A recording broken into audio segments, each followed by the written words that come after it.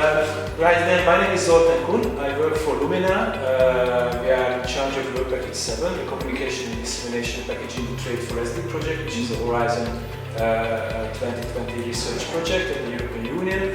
And I'm here with the representative of INRAE. I'd like you to introduce yourself shortly, the person, but also the organization that you work for, and what is the basic role that you play in the project. Okay.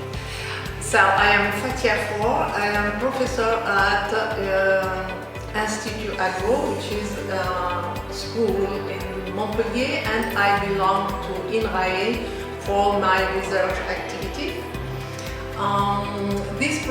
In this project, I am in charge of the Tunisia case study and olive oil value chain and the relationship between Tunisia olive oil value chain and trade in Europe.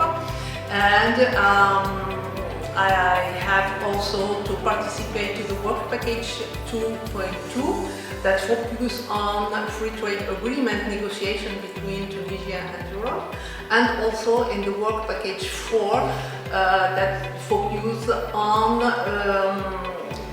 the impact of voluntary sustainability standards on sustainable development. In terms of Tunisia, what do you think the positive outcome of this project could be?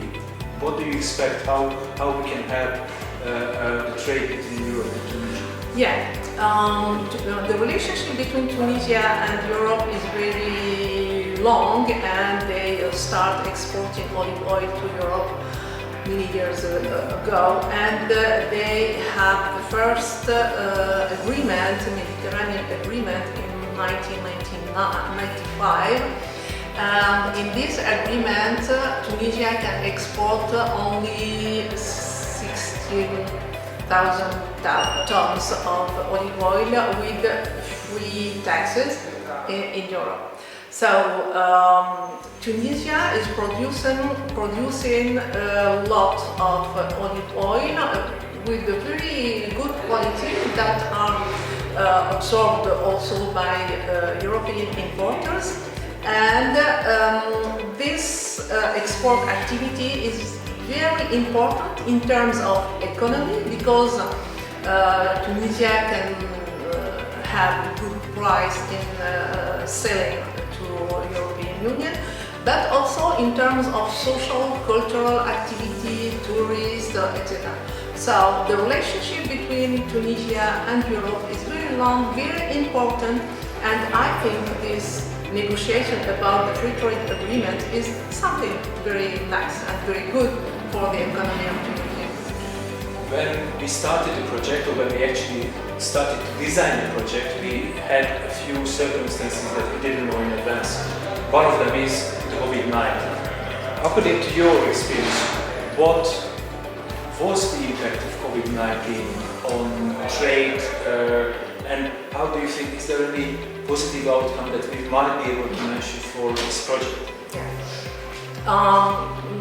Tunisia faced this crisis in a manner very difficult, because in particular in terms of food safety and food availability, Tunisia imports a lot of food coming from Ukraine or from European Union, and the impact of COVID was very, very important.